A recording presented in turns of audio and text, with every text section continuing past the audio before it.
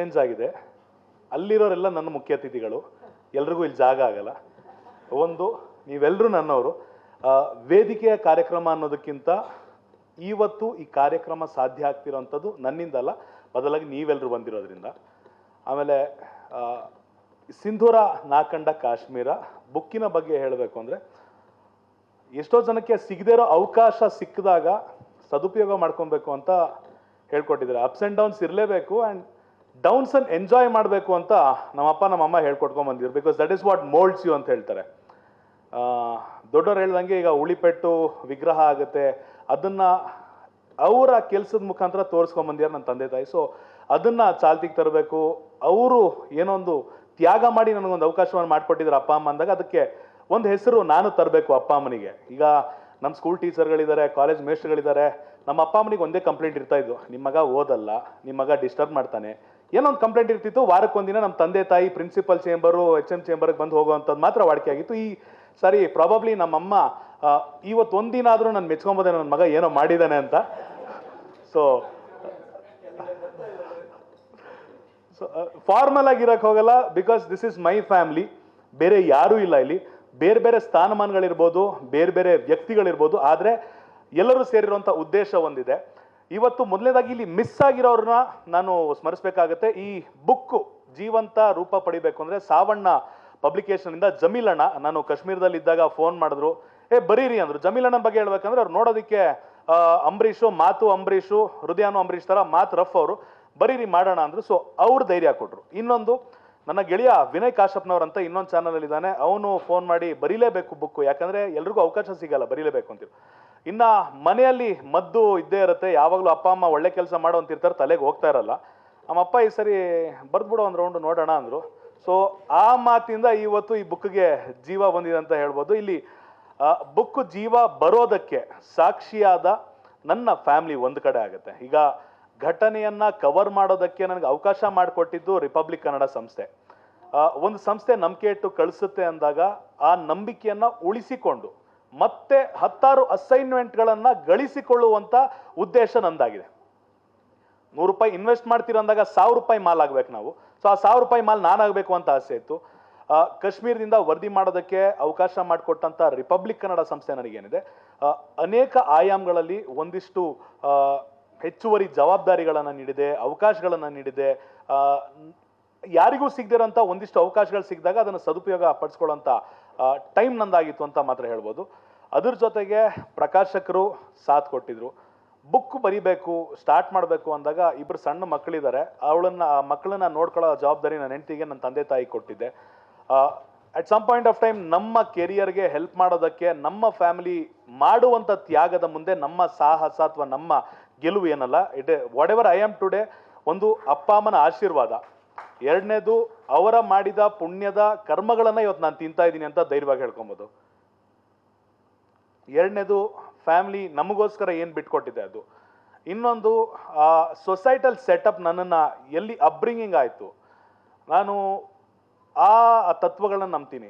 I believe in equality. ಯಾರು ದೊಡ್ಡವರಲ್ಲ, ಯಾರು ಸಣ್ಣವರಲ್ಲ ಅಂತ ಓದಿರೋದು ಕೇಳಿರ್ತೀವಿ. ಅದೇ ಥರ ಈ ಕಾಶ್ಮೀರ ಇನ್ನೊಂದು ವಿಚಾರ ಹೇಳ್ಕೊಡ್ತು, ಸೆಕ್ಯುಲಾರಿಟಿ ಅನ್ನೋದನ್ನು ಹೇಳ್ಕೊಡ್ತು. ನಾನಿರುವಂಥ ದೇಶ ಸೆಕ್ಯುಲರ್ ಆಗಿದೆ. ಆ ಬುಕ್ನಲ್ಲಿ ಒಂದೇ ಒಂದು ಲೈನನ್ನು ಮಾತ್ರ ನಾನು ಹೇಳಕ್ಕೆ ಇಷ್ಟಪಡ್ತೀನಿ. ಒಂದಿಷ್ಟು ಆಲೋಚನೆಗಳಿರ್ತವೆ. ಮುಸ್ಲಿಮರು ಜಾಸ್ತಿ ಇದ್ದಾರೆ, ಹೋಗಿದ ಕಡೆ ನಮ್ಮನ್ನು ಹೊಡೆದು ಸಾಯಿಸ್ಬಿಡ್ತಾರೆ, ಅವರೇ ನಮ್ಮನ್ನು ಸಾಯಿಸ್ಬೋದು, ನಾವಿರೋ ಜಾಗನ ಅವರೇ ತಿಳಿಸ್ಬೋದು. ಆದರೆ ಮುಸಲ್ಮಾನರ ಪ್ರೇಯರ್ನಲ್ಲಿ ಲಾ ಇಲಾಹ ಇಲ್ಲಲ್ಲಾ ಮೊಹಮ್ಮದುರ್ ರಸೂಲುಲ್ಲಾ ಅಂತಿದೆ. ಇದನ್ನ ಗೊಂಡೋಲಾದಲ್ಲಿ ಬರುವಂಥ ಸಂದರ್ಭದಲ್ಲಿ ಒಬ್ಬ ಮೌಲ್ವಿ ಅಥವಾ ಮುಸ್ಲಿಮರಲ್ಲಿ ತಾತ ಗಡ್ಡ ಬಿಟ್ಟಿದ್ದಾರೆ, ಮೀಸ ಎಲ್ಲ ಟೋಪಿ ಹಾಕಿದ್ದಾರೆ, ಅವರಿಗೆ ನಿನ್ನ ಶ್ಲೋಕ ನಾನು ಹೇಳ್ತೀನಿ ಕೇಳಿಸ್ಕೊ ಅಂದಾಗ, ನಿನ್ನ ಶಿವ ಬೇರೆ ಅಲ್ಲ, ನನ್ನ ಅಲ್ಲ ಬೇರೆ ಅಲ್ಲ ಅಂತ ಎರಡೂ ಕೈನ ತಲೆ ಮೇಲೆ ಇಟ್ಟು ತಪ್ಕೊಳ್ತಾರೆ. ನನಗದು ಎಮೋಷ್ನಲ್ ಆಗುತ್ತೆ. ಯಾಕೆ? ಮೊದಲೇ ಅಪ್ಪ ಅಮ್ಮ ದೂರ ಇದ್ದಾರೆ, ಫ್ಯಾಮಿಲಿ ದೂರ ಇದೆ, ಇಲ್ಲಿ ಯಾರೋ ತಾತ ತಪ್ಕೊಳ್ತಾ ಇದ್ದಾನೆ, ಮುತ್ಕೊಡ್ತಾ ಇದ್ದಾನೆ, ಆಶೀರ್ವಾದ ಮಾಡ್ತಿದ್ದಾನೆ. ಸೊ ಇದನ್ನೆಲ್ಲ ನೆನೆಸ್ಕೊಂಡಾಗ ಧರ್ಮವನ್ನ ನಾವು ಕಟ್ಕೊಂಡಿರ್ಬೋದು, ಇತಿಹಾಸ ಕಟ್ಟಿರ್ಬೋದು, ಆದರೆ ಭಗವಂತನ ಸೃಷ್ಟಿಯಲ್ಲಿ ಎಲ್ಲ ಒಬ್ಬನೇ, ಮನುಷ್ಯ ಒಬ್ಬನೇ ಅನ್ನೋದನ್ನ ಆ ಸಿಚುವೇಶನ್ ನನಗೆ ಅರ್ಥ ಮಾಡಿಸ್ತು. ಈ ಜಾತಿ ಧರ್ಮ ಎಲ್ಲವನ್ನ ಬಿಟ್ಟು ಅವನ ಮೈಯಲ್ಲಿರೋ ರಕ್ತ ನನ್ನ ಮೈಯಲ್ಲಿದೆ, ನನ್ನ ಮೈಯಲ್ಲಿರೋ ರಕ್ತ ಅವನ ಮೈಯಲ್ಲಿದೆ ಅಂತ ಆ ತಾತ ಹೇಳ್ತಾನೆ.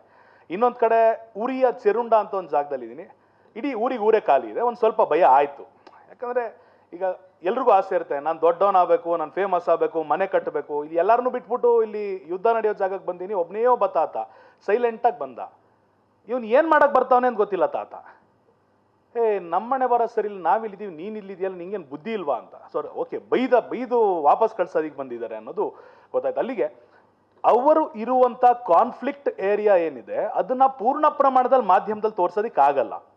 ಯುದ್ಧದ ವಿಚಾರವನ್ನ ವರದಿ ಮಾಡುವಂಥ ಸಂದರ್ಭದಲ್ಲಿ ಪೂರ್ಣ ಪ್ರಮಾಣದಲ್ಲಿ ವರದಿ ಮಾಡಬಾರದು ಅನ್ನೋದನ್ನ ಮಾತ್ರ ನಮಗೆ ಡೈರೆಕ್ಷನ್ಸ್ ಇತ್ತು, ಗೌರ್ಮೆಂಟ್ ಇಂದ ಡೈರೆಕ್ಷನ್ಸ್ ಇತ್ತು. ಯಾಕಂದ್ರೆ ಸೆನ್ಸಿಟಿವ್ ಇನ್ಫಾರ್ಮೇಶನ್ಗಳನ್ನ ಶೇರ್ ಮಾಡಬಾರ್ದು ಅನ್ನೋದು ಸೂಚನೆ ಇತ್ತು.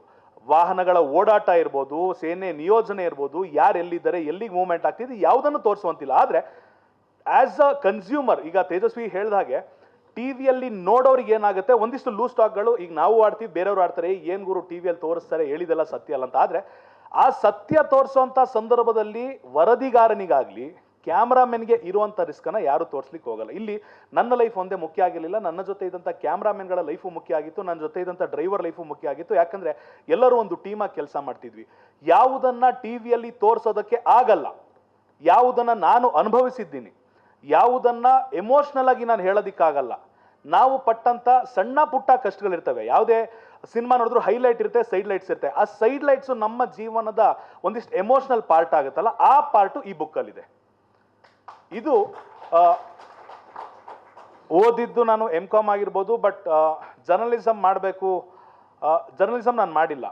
ಬಟ್ ಒಂದು ಮಾತ್ರ ನಾನು ನಂಬಿರೋದು, ಯಾವುದೇ ಕೆಲಸ ಖುಷಿಯಿಂದ ಮಾಡಿದಾಗ ಬೇರೆಯವರ ತೃಪ್ತಿಗಲ್ಲ, ನನ್ನ ಆತ್ಮ ತೃಪ್ತಿಗೆ ನಾನು ಮಾಡಿದಾಗ.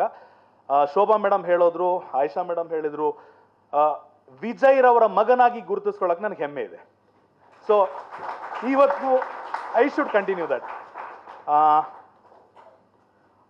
ಆಮೇಲೆ ರಂಗಸ್ವಾಮಿ ಮೂಕನಹಳ್ಳಿ ಸರು, ಅವ್ರ ಪರಿಚಯ ಆಗಿ ಸುಮಾರು ಒಂದೂವರೆ ವರ್ಷ ಆಗಿರ್ಬೋದು, ಹೆಚ್ಚಂದ್ರೂ 1.5 ವರ್ಷ ಆಗಿರ್ಬೋದು.